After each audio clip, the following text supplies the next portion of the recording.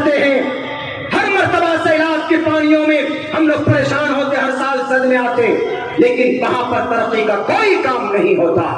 अगर कोई वहां की तकदीर बदलने की बात की है तो बैरिस्टर असदुद्दीन अवैसी ने, तो लोग उल्टे सीधे सवाल कर रहे हैं कि आप सीमांचल क्यों आए, तो आप क्यों नहीं गए वहां पे? आप पहले से क्या कर रहे थे? बताओ ना, आप क्या कर रहे थे? आपने सौतेला रवैया इख्तियार किया, आपने हक नहीं दिया तो हम पैरों पर खड़े हो गए। जब बेटे को घर से भगा दिया जाता है तो बेटा क्या करता है? खुद मेहनत करके अपनी परवरिश करना चाहता है, अपना घर बनाना चाहता। मेरा जायज नहीं है। अंग्रेज आया, शाह वलीउल्लाह मुहद्दिस देहलवी मैदान में आए, शाह अब्दुल अजीज मैदान में आए, मौलाना कासिम मैदान में आए कि नहीं आए, मौलाना अब्दुल रशीद गंगोही मैदान में आए, हाफिज जामिन शहीद मैदान में आए, सैयद शाह इस्माइल मैदान में आए, सर सैयद अहमद मैदान में आए, मौलाना जौहर मैदान में आए। यहाँ तक कि आखिर में 1884 में जब कांग्रेस की बुनियाद डाली गई थी तो उस कांग्रेस के सदर भी बने थे पॉलिटिक्स और सियासत में आकर कौन? मौलाना अबुल कलाम आजाद रहमतुल्लाहि अलैह। वो उस भारत के एजुकेशन मंत्री थे। बिहार में सरकार बनाने की डर देखकर कि इस बार 5 जीते हैं सीमांचल में, आइंदा आने वाले वक्त में 25 जीतेंगे। उधर बीजेपी और इधर आरजेडी दोनों आमने सामने, 25 सीट होगी बैरिस्टर के पास। अब बैरिस्टर के इशारे के बगैर, मजलिस के इशारे के बगैर कोई सरकार नहीं बना सकता था। बिहार की धरती पर डर लगा, महसूस हुआ, इसीलिए उन्होंने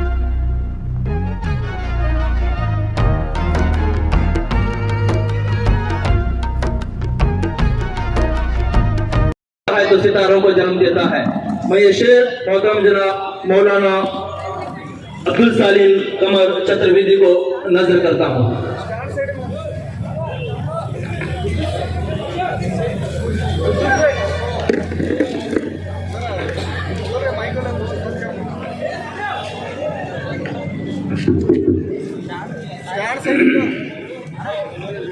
अस्सलामु अलैकुम व रहमतुल्लाहि व बरकातुहू।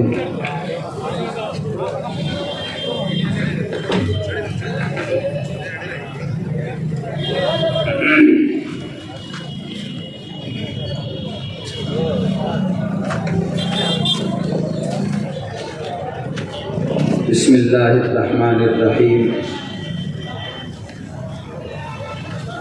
तआवनु अलल बिर्रि वत्तक़वा वला तआवनु अलल इस्मि वल उद्वान।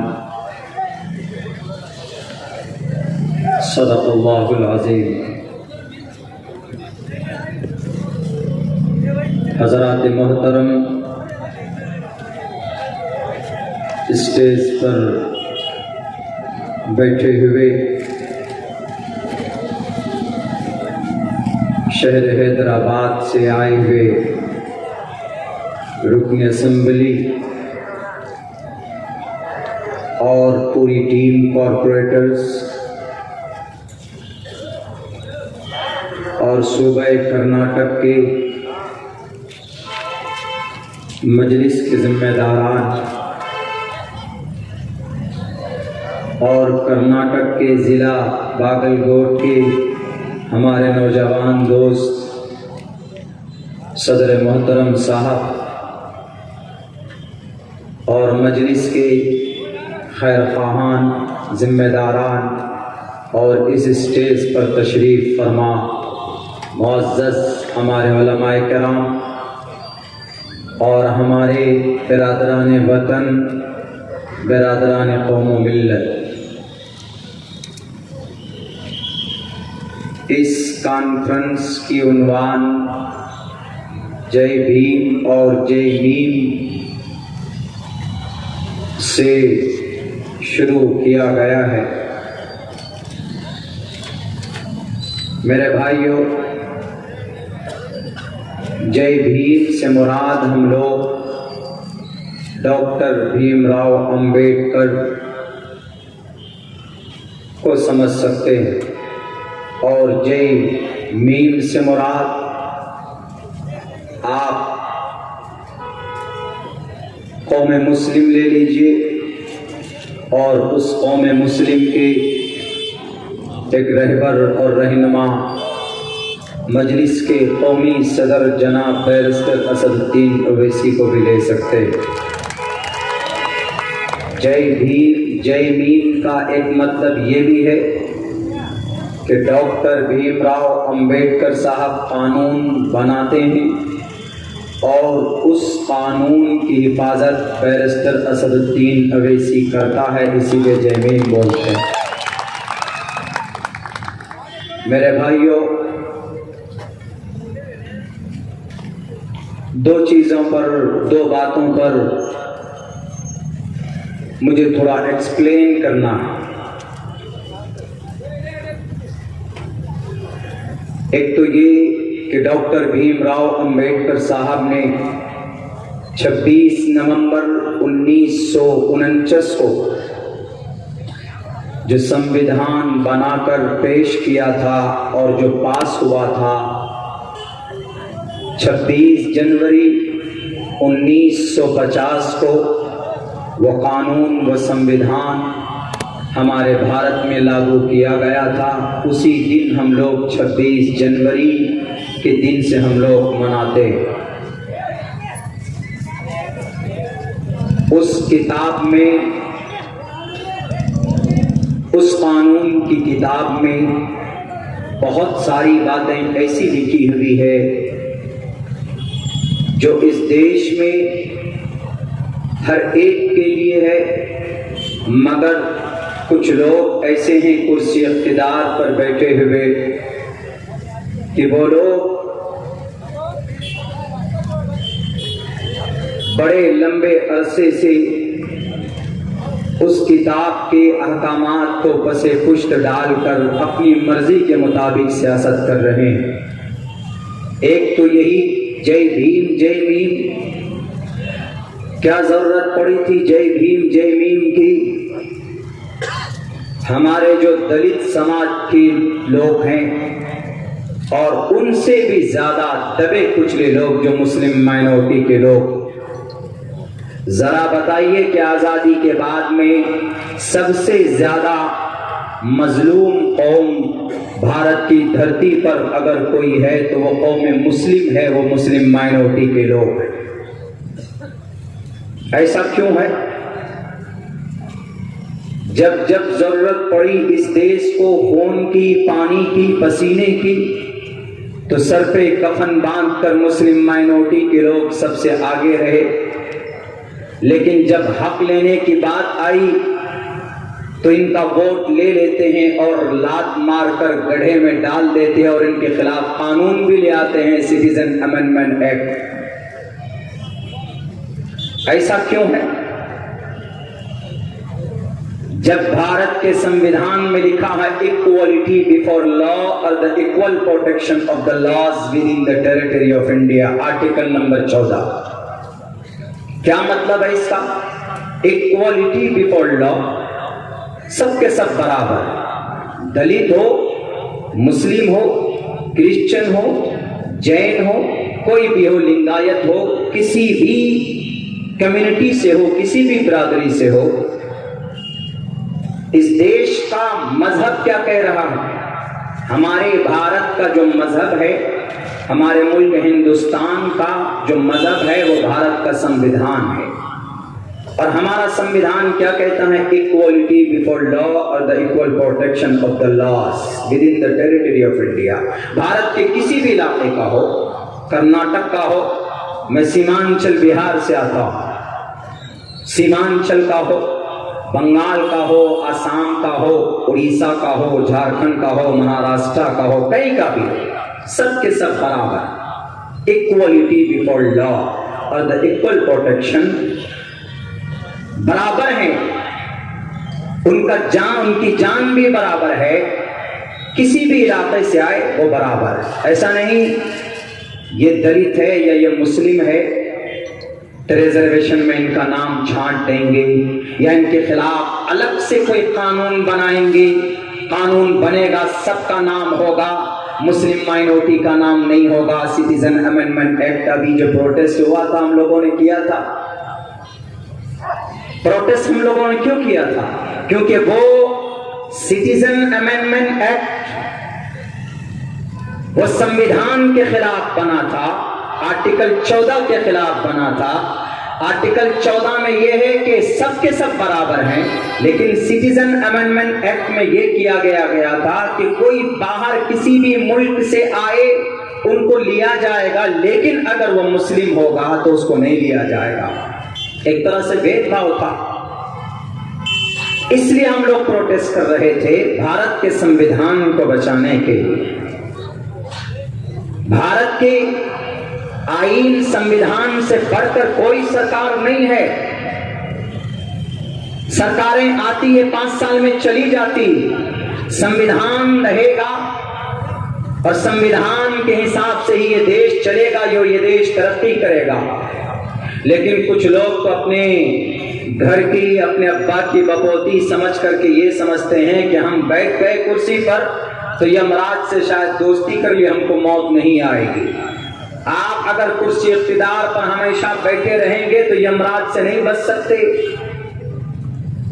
यमरूपम भयंकरम, वो यमराज हर किसी की आत्मा को लेके जाता है, हर किसी का नंबर आने वाला है। कोई नहीं बचता इस दुनिया में, कोई नहीं बचा। जब भारत के संविधान ने सबको कहा इक्वलिटी बिफोर लॉ और the protection of the loss, सबके सब जब बराबर हैं, टोपी पहनने वाला हो, दाढ़ी रखने वाला हो, तिलक लगाने वाला हो, पगड़ी बांधने वाला हो, मुस्लिम हो, आदिवासी हो, संथाल हो, दलित हो, कोई भी हो, सबके सब बराबर। जब सब बराबर हैं तो अब आर्टिकल 21 देखिए, भारत के संविधान का आर्टिकल नंबर 21 में क्या कहा? Protection of life and personal liberty. Protection of life, हमारी जिंदगी की रक्षा करना भी किसकी जिम्मेदारी है? गवर्नमेंट की। अगर किसी को जानवरों के नाम पर मारा जा रहा है तो उसको फौरन इंसाफ मिलना चाहिए। हिंदू पर जुल्म हो रहा है या मुसलमान पर हो रहा, हर किसी को इंसाफ मिलना चाहिए। ये देश का कानून और संविधान कहता है। ये नहीं कि टोपी और दाढ़ी वाला है, माइनॉरिटी है, मारो। इन्हें देश से मोहब्बत नहीं है, तो गलत सोच, ये दकियानूसी ख्याल और ये फासिज्म और ये सौतेला जो सोच है, ये दिलो दिमाग से निकाल दीजिए। Protection of life and personal liberty. मेरे भाइयों, मेरे साथियों, हम मुस्लिम माइनॉरिटी के लोग और हमारे दलित भाई, आज तक हम लोग यही कहते हुए आए कि मौलाना कोई ऑप्शन ही नहीं है, किधर जाएंगे, हम किसको वोट देंगे, हम इसको वोट देंगे तो वो उधर जीत जाएगा, वो जालिम बादशाह जीत जाएगा, हम इसको वोट देंगे तो वो जीत जाएगा। कभी आपने सोचा है कि आप भी जीत सकते हैं? आप अपने वोट किसी को क्यों देंगे? आप भी अपनी संगठन और आप भी अपनी तंजीम, आप भी अपनी पॉलिटिकल लीडर चुनिए और आप सबको लेकर चलिए। दलित को लेकर चलिए, आदिवासी को लेकर चलिए, बरादरान वतन को लेकर चलिए और इंसाफ की बात कीजिए। लेकिन नहीं, हमारे ही लोग कहते हैं, हमारा पढ़ा लिखा तबका कहता है कि मौलाना अब्दुल्ला साहब, हम इस पार्टी को वोट देंगे तो वो पार्टी निकल जाए। जिस पार्टी को पिछले 65-70 साल से आप अपना मसीहा मानते हैं, तारीख उठाकर देख लो, भारत की जमीन पर सबसे ज्यादा कमजोर अगर किसी ने आपको किया है, अगर आपके लिए कब्र किसी ने खोदा है, तो वही पार्टी जिसको आप रहबर और रहनुमा मानते। नहीं, तारीख उठाकर देख लीजिए, 1965 के अंदर सिटीजन अमेंडमेंट पास किया हुआ किनका था, जिनको आप सेक्युलर मानते हो।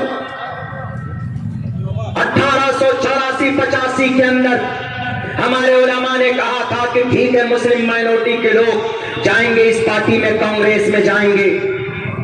ठीक है, क्या दिया आपने हमें? तलाक के ऊपर बैन लगवाया, आप खामोश थे। आपने कहा कि मौलाना लोकसभा में हम नहीं बोल सकते थे। ठीक है, मानता हो, लोकसभा में जो फिरका परस्त हैं, जो हुक्मरान है, वो है बैठे हुए। राज्यसभा में कौन था? राज्यसभा में तो आपकी अक्सरियत थी ना। हमेशा से 70 साल से आपको हमने वोट दिया था, तो हमारे खिलाफ अगर कोई कानून बना तो आप क्यों खामोश थे? जवाब दीजिए। आपसे ये सवाल करता है एक मुस्लिम माइनॉरिटी का आदमी जिसने पिछले 70 साल से आपको कुर्सी इख्तिदार पर बैठाया। इनके लिए तलाक का बिल पास हुआ, आप खामोश रहते हैं जनाब। सिटीजन अमेंडमेंट एक्ट पास होता, आप खामोश रहते हैं जनाब। हमारे पवित्र स्थल को तोड़ दिया जाता, आप खामोश रहते हैं। कौन बोलता है?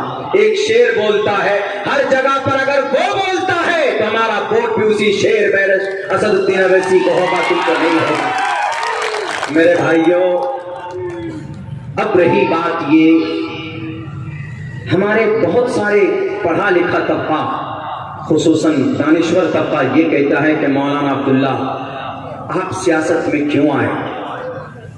और इस वक्त सियासत की बात मुस्लिम माइनॉरिटी को करना ही नहीं चाहिए। क्यों नहीं करना चाहिए? सियासत का मतलब क्या है? What is the exact meaning of सियासत? सियासत का लुग़वी माना होता है निगरानी करना, निगरानी करना, हिफाजत करना।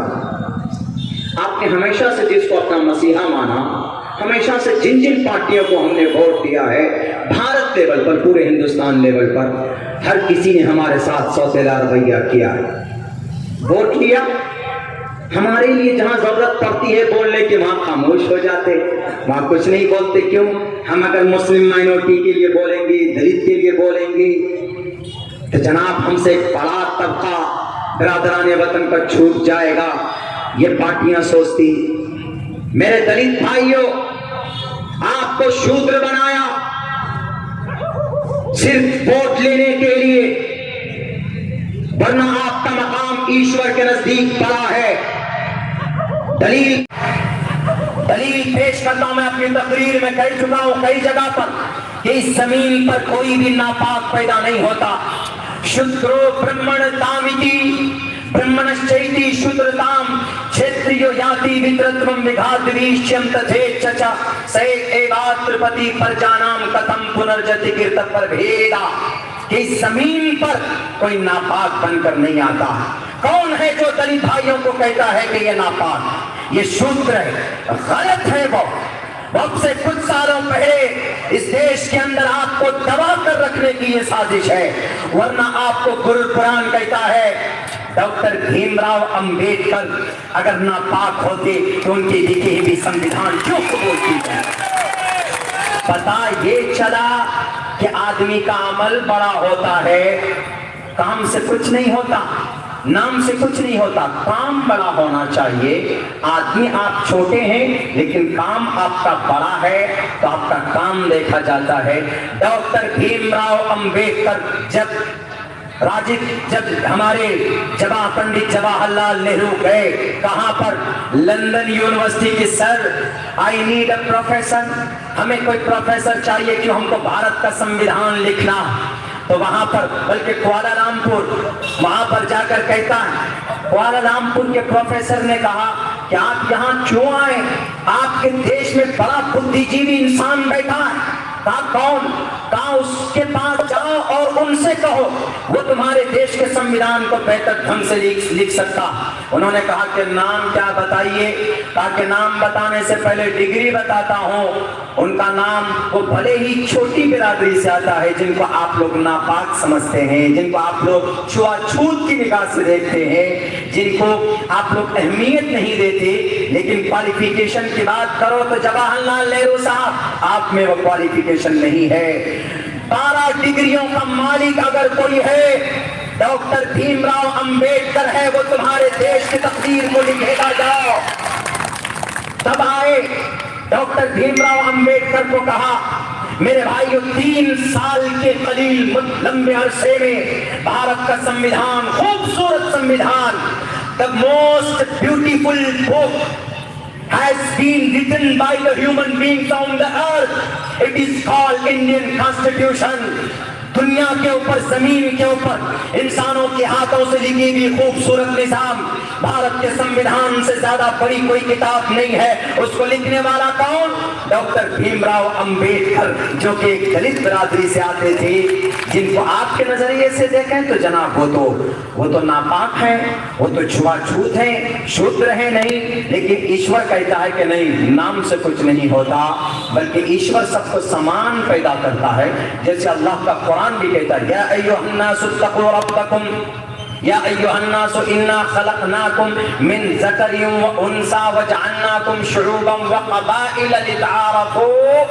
तुम में गिरोहबंदी हमने पैदा किए, अलग अलग इलाके कबीले पैदा किए। क्यों?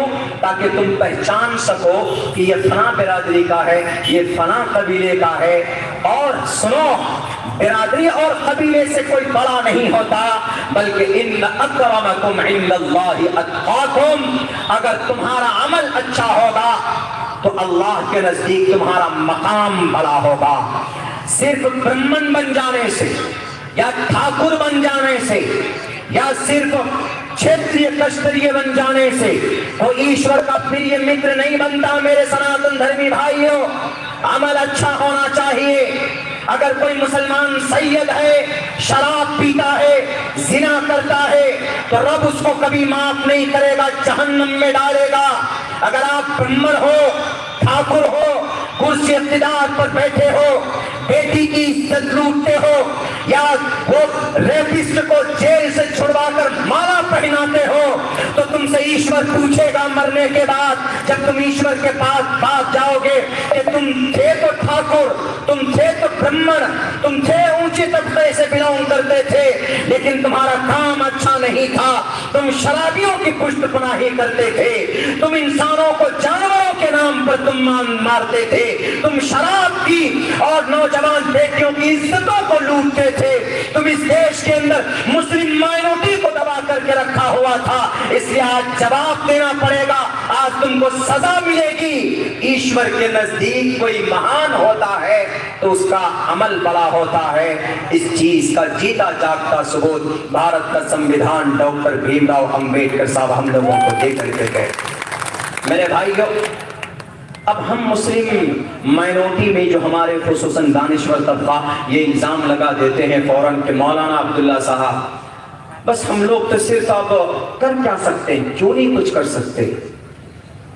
मिसाल के तौर पर अभी हमारे एमएलए साहब, member of legislative assembly Telangana state के, उन्होंने क्या कहा कि 542 एमपी हैं, 542 एमपी में सिर्फ एक ही बोलता है, सिर्फ एक बोलता। मान के चलिए बोल तो रहा है, बता रहा है ना, कोई गलत चीज सामने आ रही है। देखिए, सरकार की गलत पॉलिसी पर कोई भी बोल सकता, हमारा हक है, हम बोल सकते हैं। फ्रीडम ऑफ स्पीच का यही मतलब। सरकार की गलत पॉलिसी पर संविधान के खिलाफ कोई भी जाएगा तो हम बोलेंगे हमारा संविधान, हमारा कानूनी अधिकार। एक ही बोलता। अगर हमारे वहां पर 10 एमपीज होंगे, 20 होंगे, 50 होंगे, 90 होंगे, तो बताइए अगर कोई कानून आपके खिलाफ पास होगा तो क्या कम से कम उस कानून की मुखालफत कर सकते हैं कि नहीं कर सकते। बहुत से लोग बोलते हैं कि मौलाना हमारे बिहार के अंदर में, मैं सीमांचल से आता हूँ और सीमांचल के अंदर में अल्हम्दुलिल्लाह मजलिस बहुत मजबूत है। वो कुछ लोग धोखेबाज हो गए, लेकिन उनको बताएंगे आने वाले टाइम पे, उनको बताएंगे जमीनी सतह पर अल्हम्दुलिल्लाह हम वहाँ मजबूत है। हमको कहने लगे कि मौलाना अच्छा ये बताइए ज्यादा से ज्यादा बैरिस्टर साहब क्या कर लेंगे, सरकार तो नहीं बनेगी। हमने कहा कि देखिए सरकार तो नहीं बनेगी, लेकिन सरकार हमारे बगैर कभी कभी बनेगी भी नहीं। बोला कैसे? हमने कहा कि कर्नाटक स्टेट के उदाहरण ले लीजिए। कर्नाटक स्टेट में पिछले बार जो गठबंधन में सरकार बनी थी, जेडीएस की, कांग्रेस की कितनी सीट थी? 70 से ऊपर। जेडीएस की कितनी थी? मात्र 38। सीएम कौन बनना चाहिए? कांग्रेस का ना, लेकिन कौन बना? जेडीएस का जो अध्यक्ष था वो बना। हमने कहा कि 38 सीट लेकर क्या कहा, मुझे अगर सीएम बनाते हो तो ठीक, नहीं मैं 38 लेकर कहीं और चला जाऊंगा। कांग्रेस ने कहा कि महाशय माफ कीजिए, आप आइए सीएम बन गए पहले। हमने कहा कि आपके पास अगर होगा, अगर आपके पास 12-13 सीट की जरूरत थी बिहार में सरकार बनाने की, डर देखकर कि इस बार 5 जीते हैं सीमांचल में, आइंदा आने वाले वक्त में 25 जीतेंगे, उधर बीजेपी और इधर आरजेडी दोनों आमने सामने, 25 सीट होगी बैरिस्टर के पास। अब बैरिस्टर के इशारे के बगैर, मजलिस के इशारे के बगैर कोई सरकार नहीं बना सकता था। बिहार की धरती पर डर लगा महसूस हुआ, इसीलिए उन्होंने बिहार की धरती पर डर लगा महसूस हुआ, इसीलिए उन्होंने मुस्लिम माइनॉरिटी की क़यादत को तोड़ने की कोशिश की। लेकिन वक्त गया नहीं है, हम जैसे कारकुनान, हम जैसे खादिम मौजूद हैं। हम बताएंगे भारत के लोगों को कि अब हम लोगों को तो बहुत बेवकूफ बनाया जनाब, लेकिन अब हमारे लोग खड़े हो चुके हैं, हमारे बोलने वाले खड़े हो चुके। हम जब जालिम अंग्रेज के सामने खड़े होने से नहीं डरते, तो हम इन लोगों के सामने खड़े होकर पेशाब करने वालों के सामने डर जाएंगे। हम भारत के संविधान को हमने बचाया था मेरे भाइयों, देश की इज्जत को हमने किससे बचाया? अंग्रेज से बचाया कि नहीं बचाया था? आज हमें कहा जाता है कि तुमको सियासत में नहीं आना चाहिए। क्यों? सबसे पहले अंग्रेज के खिलाफ तलवार लेकर कौन आया था? उठाओ तारीख 1757 की। 1757 में नवाब सिराजुद्दौला जो आया था बंगाल में अंग्रेज के खिलाफ लड़ने के लिए। दूसरे नंबर पर यही टीपू सुल्तान था जो 1799 के अंदर अंग्रेज के खिलाफ तलवार लेकर मैदान में निकला था। देश को बचाने के लिए या किसी और को बचाने के लिए टीपू सुल्तान शहीद हो गए, लेकिन देश को बिकने नहीं दिया, देश को अंग्रेज के हवाले नहीं किया। अंग्रेज ने जनाब बड़े बड़े पैसे ऑफर किए कि टीपू सुल्तान तुमको क्या चाहिए, तुमको देने के लिए मैं तैयार हूं, लेकिन तुम अपने देश को, अपने श्रीरंगापट्टनम मैसूर को हमारे हवाले कर दो। टीपू सुल्तान ने कहा मेरे सीने के अंदर में ईमान है, मुसलमान अपना सर कटा देगा लेकिन देश का सौदा नहीं होने देगा। वो गद्दार लोग हैं जो आज कुर्सी इख्तियार पर बैठकर बड़े बड़े जनाब उद्योगपतियों से देश का सौदा करते, देश को बेचते। मेहनत और खून और पसीने, खून बहा बहा कर इस देश को आजाद करने के लिए कोई मैदान में था तो सिर्फ और टोपी और दाढ़ी वाला था, ये मुस्लिम माइनॉरिटी था। हमने देश को आजाद किया। 1831 में बालाकोट की पहाड़ी में कौन गया था? 51 लोगों की जमात लेकर मौलाना सैयद अहमद शहीद रहमतुल्लाह अलैह गए थे कि नहीं गए थे? 1857 में मौलाना अब्दुल रशीद गंगोही थे, मौलाना कासिम नानोदरी थे, मौलाना जामिन शहीद थे। कौन लोग थे? मुस्लिम धर्म गुरु थे, वो जो देश को आजाद करने के लिए, जिनको आज हमसे देश की मोहब्बत की सर्टिफिकेट चाहिए। जाओ खोद कर देखो शामली की जमीन को, 5 फीट जमीन मुस्लिम माइनॉरिटी के खून से रंगीन नजर आएगा। हम देश से मोहब्बत करते हैं, मरते हैं तो दफन हो जाते हैं। और सुनो, अंग्रेज से, इस जालिम अंग्रेज से देश को हमने आजाद किया। अगर आज भी जरूरत पड़ेगी संविधान को, देश को बचाने की, तो हम तकरीर भी करेंगे, और जरूरत पड़ रही है इलेक्शन की तो हम इलेक्शन भी लड़ेंगे। हमारे नौजवान तो समझ गए अल्हम्दुलिल्लाह, लेकिन हमारे साबिक नौजवान नहीं समझ रहे। हमारे जो साबिक नौजवान हैं वो बोलते हैं कि मौलाना पुराने ख्यालात,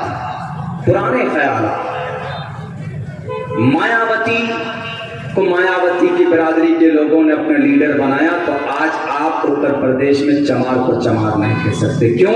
उन्होंने अपना एक लीडर बनाया। बिहार में यादव का आप यादव को तिरछी निगाह से नहीं देख सकते। क्यों? क्योंकि उन्होंने भी अब लालू यादव चीफ मिनिस्टर बनाया। देख लीजिए, सब हर कोई अपने और दूसरे भाइयों को लेकर अपने अपने लीडर को खड़ा कर रहे हैं, अपने एतबार से जमीनी स्तर पर मजबूत हो रहे हैं। मेरे भाइयों, आप आखिर कब जागेंगे? आप इस देश को कब बचाएंगे? इस देश के संविधान को कब बचाएंगे? जालिम लोग मर्डर करते हैं, कत्ल करते हैं, अगले दिन उनको टिकट देकर एमपी बना दिया जाता। देश के संविधान के खिलाफ अगर आपके लिए कोई आवाज बुलंद करता है, तलाक पर कौन बोला बताइए? बैरिस्टर बोला कि नहीं बोला? CAA पर NRC पर कौन बोला बताइए? बैरिस्टर बोला।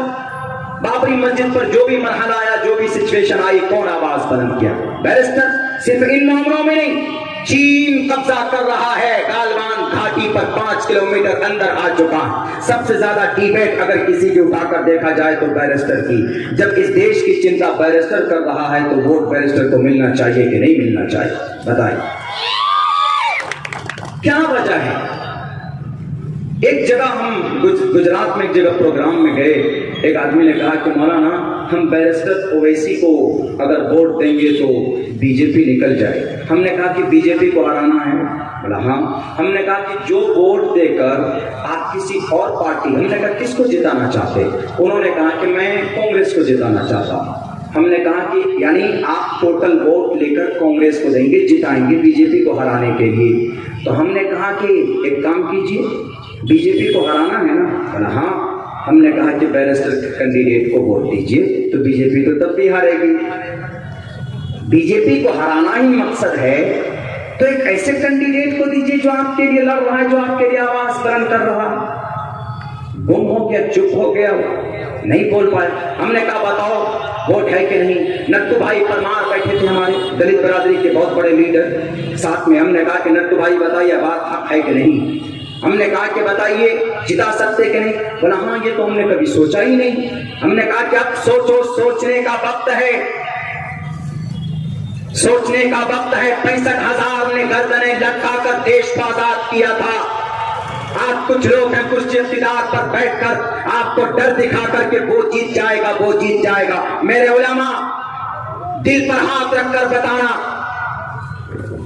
मेरी बात छुपाने की नहीं होती, मेरी आदत नहीं है छुपाने की। इसी वजह से शायद मैं बहुत ज्यादा बदनाम भी हूं। जरा बताना, क्या हमारे उलमा ने वक्त के जालिम बादशाहों के सामने में आवाज बुलंद की कि नहीं की? मैं उदाहरण देता हूं आपको। इमाम अबू हनीफा जिनको हम मानते हैं, अबू जाफर मंसूर ने 2 मरतबा कैद किया कि नहीं किया? झुके उनके सामने। सियासत नहीं है तो क्या है? सियासत का मतलब टिकट लेकर इलेक्शन लड़ना जरूरी नहीं है। मेरा अनाउंसमेंट हुआ था सीमांचल में, जो कि हाट विधानसभा में मेरा सब कुछ तैयार था कि मौलाना अब्दुल्ला कैंडिडेट है, लेकिन ऐन वक्त में कुछ सिचुएशन इलेक्शन में ऐसा होता है कि कभी कभी डिसीजन लेने पड़ते। तो ऐन वक्त में किसी और कैंडिडेट को मेरा सिंबल चला गया, तो उसके बाद हमारे लोगों ने गुस्से में आके कहा ऐसा कैसे हो सकता है मौलाना? हमने कहा कोई बात नहीं, मैं टिकट लेकर MLA बनने के लिए नहीं मेहनत कर रहा था। हमने कहा कि कौम को इंसाफ दिलाने के लिए मैं मेहनत कर रहा। तो इसीलिए इलेक्शन लड़ना जरूरी नहीं है। इमाम अबू हनीफा रहमतुल्लाहि अलैह अबू मंसूर जाफर के अबू जाफर मंसूर अब्बासी के खिलाफ तकरीरें की क्यों? उनकी जो फरमाइश थी, उनके जो ऑफर थे, उनके जो फतावे थे कि हमको ये फतवा दीजिए, ये फतवा दीजिए, हम लोगों के ऊपर ये कानून लाएंगे। इमाम अबू हनीफा ने कहा कि ये ऐसा नहीं हो सकता। इमाम अबू हनीफा के बाद इमाम मालिक, इमाम अहमद इब्न हम्बल, इमाम शाफी। आप इसी मुल्क में अकबर बादशाह नया दीन लाना चाहता था, लेकिन अकबर बादशाह के खिलाफ कौन बोला? खामोश थे। अगर ये सोचें कि नहीं बोलना जुल्म के खिलाफ, जालिम बादशाह के खिलाफ बोलना उलमा की जिम्मेदारी नहीं है, तो मैं ये कहूंगा आपको 2 लफ्जों में आप अपने ईमान की खैर बनाइए। उस वक्त का बहुत बड़ा आलिम दीन शेख मुजद्दिद अल्फसानी सैयद अहमद सरहंदी रहमतुल्लाहि अलैह उस अकबर बादशाह को कहा कि ये जो तुम नया दीन ला रहे हो, हम इसके खिलाफ फतवा देते हैं, जायज नहीं है। अंग्रेज आया, शाह वलीउल्लाह मुहद्दिस देहलवी मैदान में आए, शाह अब्दुल अजीज मैदान में आए, मौलाना कासिम मैदान में आए कि नहीं आए, मौलाना अब्दुल रशीद गंगोही मैदान में आए, हाफिज जामिन शहीद मैदान में आए, सैयद शाह इस्माइल मैदान में आए, सर सैयद अहमद मैदान में आए, मौलाना जौहर मैदान में आए। यहाँ तक कि आखिर में 1884 में जब कांग्रेस की बुनियाद डाली गई थी तो उस कांग्रेस के सदर भी बने थे। पॉलिटिक्स और सियासत में आकर कौन? मौलाना अबुल कलाम आजाद एजुकेशन मंत्री थे, ऐसा उलामा मंत्री थे कि नहीं थे। अभी हमारे किशनगंज के अंदर मौलाना असरारुल हक साहब कासमी रहमतुल्लाहि अलैह, उन्हीं की मशवरे पर मैं सियासत में आया हूँ। अल्लाह का इतना बड़ा बड़ी कि पटना एयरपोर्ट पे जाना था, मेंबर ऑफ पार्लियामेंट है, पावर में है। मैंने कहा कि हजरत आपके अटैची मैं ले लेता हूँ, आपको अंदर तक छोड़ देता हूँ। गार्ड को मैं बोलता हूँ आपको छोड़ दे। उन्होंने क्या कहा कि मौलाना अब्दुल्ला, मैं एक सिर्फ सादा इंसान हूँ, मैं कोई मेंबर ऑफ पार्लियामेंट नहीं हो, छोड़ दो। मौलाना अपने हाथ में बैग लेकर लाइन में खड़े होकर के गए, टिकट चेक करवाया और लाइन में खड़े होकर जनाब मेरे ख्याल से सिक्योरिटी चेकिंग भी कराई होगी। अभी कुछ दिनों पहले की बात है। अभी देख लो, कई हमारे खुद महाराष्ट्र के अंदर एक इमाम मदरसे के शेखुल हदीस, कौन? मुफ्ती इस्माइल साहब दामत बरकातहुम, वो मस्जिद के इमाम भी हैं, मदरसे के शेखुल हदीस भी हैं। इसीलिए दिमाग से ये भूसा निकालें हम कि सियासत में आना उलमा को नहीं चाहिए। गलत सोच है। आप भारत में सियासत में नहीं आएंगे तो आपके लिए खबर खोदने की तैयारी की जा रही। और सुनो, जो पर्चे बांटते हैं हम लोग उन सेक्युलर पार्टियों के नाम पर, उठाओ 1849 के अंदर मस्जिद को खोलकर मस्जिद को खोलकर पुतों का रखवाला करने वाला कौन? वही पार्टी है कि नहीं? आपके खिलाफ रिजर्वेशन पास होने पर रोक लगाने वाला कौन? वही पार्टियां हैं जिनको आप अपना मसीहा मानते हो, जिनको आप अपना रहबर और रहनुमा मानते हो। छोड़ो, विकल्प आ चुका है आपके सामने में। वो हमारे कौमी और हमारे राष्ट्रीय अध्यक्ष जनाब बैरिस्टर असदुद्दीन अवैसी आवाज लगा रहा है। आप लोगों की ताउन की जरूरत है। अगर आप लोगों की भीड़ वोट में बदल जाए, एक मर्तबा मौका दे दिया जाए अगर उस शख्स को, तो इंशाअल्लाह तबारक व तआला जो दलितों को पीसा जा रहा है, जो मुस्लिम माइनॉरिटी को उनको हुकूक नहीं दिए जा रहे हैं, मेरे भाइयों 5-10 साल के अंदर नक्शा आप माइनॉरिटी का बदल कर रह जाएगा। लेकिन यह है कि आवाज बुलंद होनी चाहिए। आवाज बुलंद करने वालों का सपोर्ट भी होना चाहिए। क्यों? आपके अभी तो कुछ दिनों पहले किस पे फतवा लगा? अजान नहीं दे सकते जोर पर, इस पे लाउड स्पीकर पर। क्यों नहीं दे सकते? बस इतने दिनों से 1450 साल पहले से अजान आ रही है ना, लेकिन लाउड स्पीकर पर अभी बंदिश कानून, बुर्का के ऊपर अभी कानून। आपके कर्नाटक हाई कोर्ट का जजमेंट है कि to cover up the face it is not essential part of Islam, कि इस्लाम का जरूरी हिस्सा नहीं है सर को छुपाना। उलमा बैठे हैं, 7 आयत और 70 कुरान की 70 हदीस है कि नहीं है पर्दे के वजूब पर, वजूब जिसको फर्ज बोलते हैं, है कि नहीं?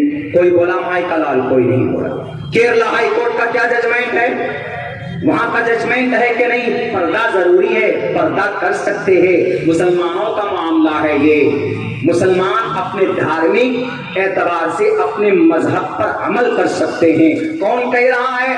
भारत का संविधान article 25, freedom of conscience and free profession and practice propagation of the religion, है कि नहीं है? कौन बताएगा? हमारे दानिश्वर तो ये जिन पार्टियों को हम अपना सब कुछ दे चुके हैं पिछले 70 साल में, वो तो कभी बोलते नहीं कि मुसलमानों से इनका इबादत का हक क्यों छीन रहे हो। मुसलमानों का पर्दा मुस्लिम माओ बहनों के अंदर जरूरी है। अकीमुस्सलाह जैसे जरूरी है, वैसे ही कुरान करीम के अंदर क्या कहा गया है मेरे भाइयों? कुरान करीम के अंदर कहा गया वक़र्न फी बुयूतिकुन्न वला तबर्रजन तबर्रुजल जाहिलियतिल ऊला। मेरे सनातन धर्मी भाइयों, आपको बुरा ना लगे, आपका एक श्लोक पढ़ता, मेरे नाम के आगे चतुर्वेदी लगा हुआ है, इसलिए मजबूरी बन जाती है बताना। यत्र नार यस्तु पूजन्ते, जिस घर में नारी अस्तु रहती है, पूजन्ते उसका सम्मान भी होता है।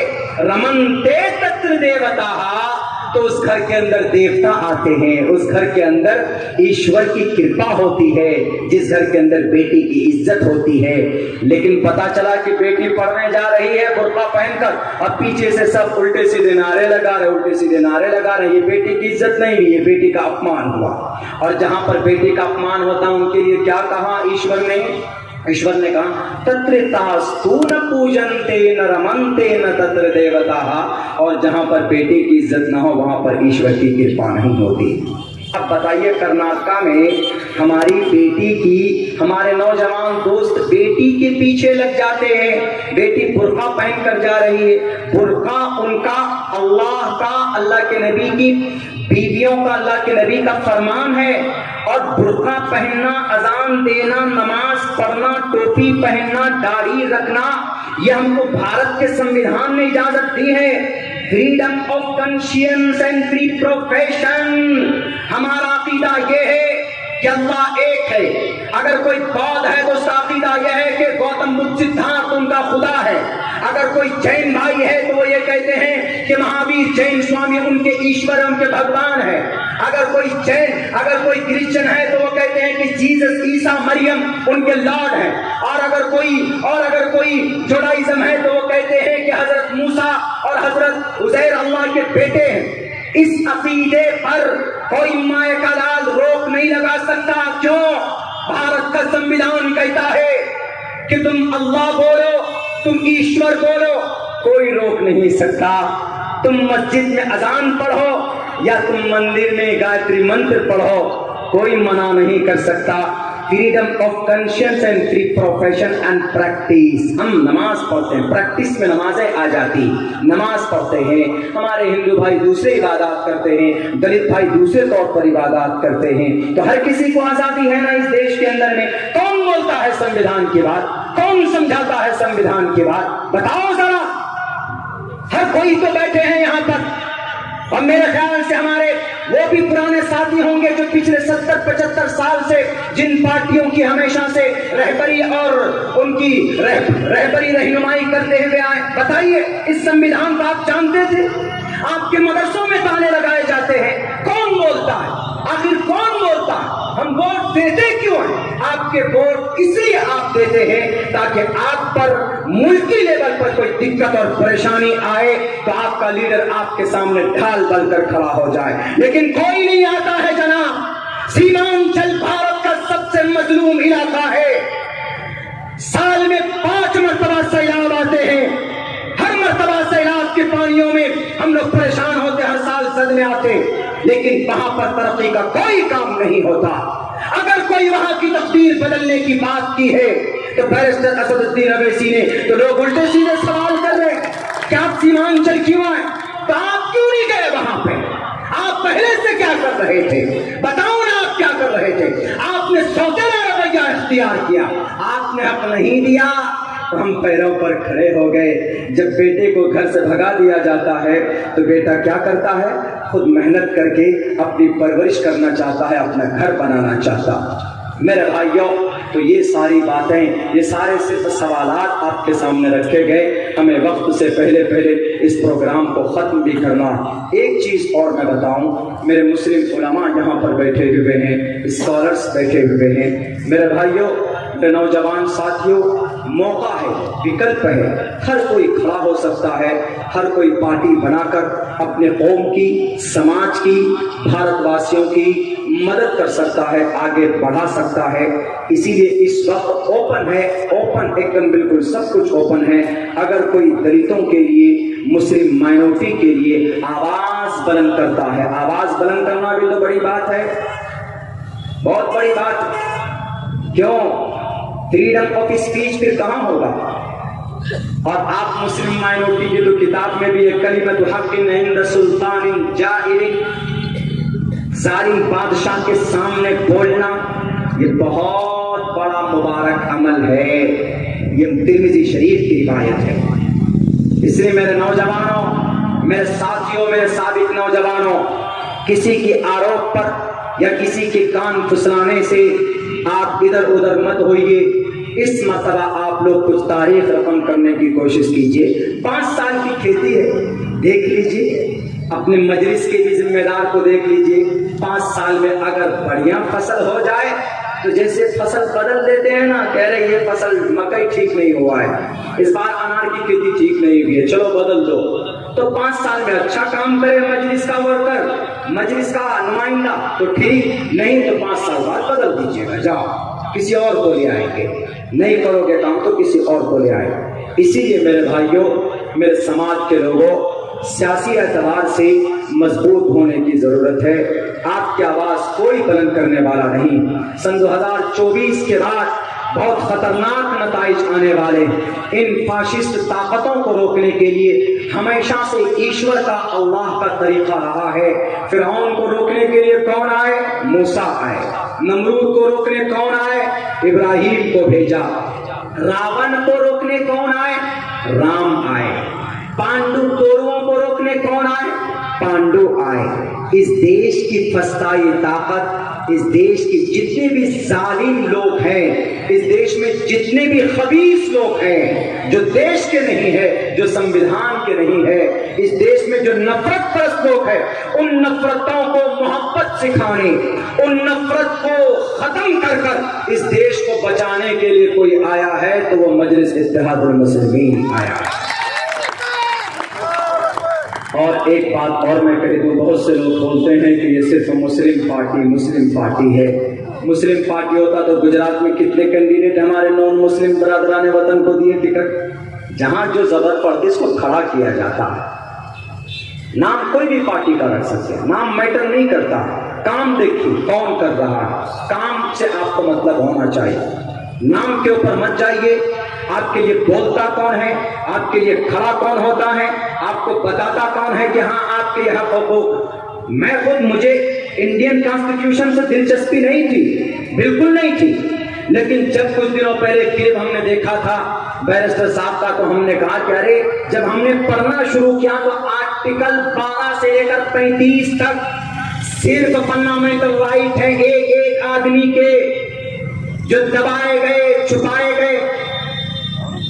आज हमारे मदरसों के ऊपर बुलडोजर चला दिया जाता है। कोई बोलने वाला नहीं, बोलेगा कोई भी।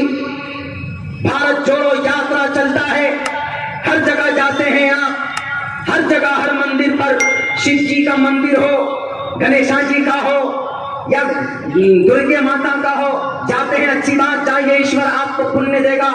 लेकिन आप कभी किसी मस्जिद में नहीं गए जनाब। क्या मतलब इतनी दुश्मनी? गलत बात है। नहीं, आप भारत जोड़ो यात्रा है, हम भी आपको कहते हैं कि अच्छी बात है, आप मोहब्बत लेकर, जो भी मोहब्बत की बात करेगा हम उनके साथ है। ठीक है, हर जगह पर जाते आप, नहीं गए आप, क्यों? मंदिर में भगवान है तो मस्जिद में अल्लाह नहीं है क्या? अल्लाह कहता वलिल्लाहिल मशरिक़ वल मग़रिब फैनमा तुवल्लू फतम्मा वजहुल्लाह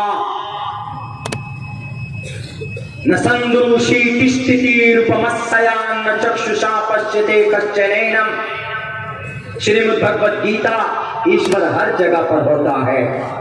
आपको हर किसी को लेकर चलना चाहिए। एक तरफ बरादरान वतन, एक तरफ दलित और मुस्लिम, सबको साथ लेकर के आप चलते। लेकिन नहीं, आपने नजरअंदाज किया। हम आपको बताएंगे कि आज तक हमने, जब देश आजाद हुआ तो उलमा ने कहा कि लीजिए आप ईमानदारी से चलाइए, लेकिन हमारे मदरसों के अंदर में बुलडोजर नहीं चलवाइएगा।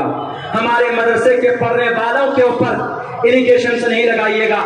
मेरे भाई, आज क्या हो रहा? आसाम के अंदर मदरसों पर बुलडोजर चले। बोला कौन? बोला पार्लियामेंट में बैरिस्टर साहब बोले। और जनाब उत्तर प्रदेश में एक मदरसे के जनाब मस्जिद के मिंबर के पीछे से तफ्तीश की गई। क्या इन मस्जिद और मदरसों के अंदर कौन पलता? आज तक आप दिखा सकते हैं कि कोई टेररिस्ट निकला हो? मैं मदरसे का तालिब इल्म हूं। I spent 14 years in Madrasa Darul Deoband. I completed my Fazila course 2011 and 12 from Darul Deoband. मैं मदरसे का तालिब इल्म हूं। खाना भी मदरसे का अच्छा नहीं होता। हाफिज़े कुरान हो, कुरान सीने में है, साए सित्ता का आलिम दीन हो, साए सित्ता की हदीसें जानता हो। लेकिन सुनो, ये शक मत करना कि सर पर टोपी है, चेहरे पर दाढ़ी है, जुबान पर कलीमा है तो इसको सिर्फ धर्म से प्यार है। हम भारत के संविधान को भी तुम्हें सुना सकते हैं। भारत के जो 300 से अधिक आर्टिकल है वो भी तुम्हें पढ़कर सुना सकते हैं। क्यों? इसलिए कि जितनी मोहब्बत हम अपने मजहब से करते हैं, उतनी ही मोहब्बत इस देश का मुसलमान किससे करता है? अपनी मट्टी से भी करता है। मरता है तो मिट्टी में दफन हो जाता।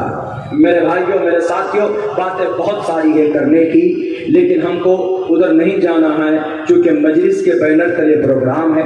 हमारे खुसूसन दलित भाइयों को, मुस्लिम भाइयों को यही कहूँगा कि आपको अगर कहीं से इंसाफ मिल सकता है तो बैरिस्टर असदुद्दीन अवैसी साहब के प्लेटफॉर्म से मिल सकता है। आप आइए, जुड़िए, मजबूत कीजिए। जय भीम का मतलब भीमराव अंबेडकर ने जो कानून बनाया उसकी हिफाजत कीजिए, और उसकी हिफाजत करने वाला कोई है। अगर कोई बोलता है पार्लियामेंट में, उनकी बातों में जो भारत का संविधान होता है, तो बताइए ईमानदारी से बैरिस्टर असदुद्दीन अवैसी है कि नहीं? उन्हीं की जुबान पर है। हम तो उनके लिए दुआ करते हैं कि अल्लाह उनको इस्तिकामत दे, अल्लाह हर किसी के लिए इंसाफ मांगने की इस्तिकामत दे, जुबान पे ताकत दे, और हर मजलूम तबके, हिंदू हो कि मुसलमान हो कि क्रिश्चियन हो, सबके हक हुकूक की बात करने की अल्लाह तबारक व तआला सलाहियत दे, और हम माइनॉरिटी के लोगों को भी उनको समझने की समझदारी दे और उनको मजबूत करने की तौफीक भी दे। मेरे भाइयों, वक्त से पहले खत्म करना है। बहुत बहुत शुक्रिया, जज़ाकल्लाह। I thank from the bottom of our heart, दिल की गहराई से पूरे अराकीन मजलिस का, कारकुनान का, जिम्मेदार का दिल की गहराई से शुक्रिया अदा करता हूँ। बहुत बहुत शुक्रिया, जज़ाकल्लाह। अस्सलामु अलैकुम व रहमतुल्लाहि व बरकातुहू। हेलो।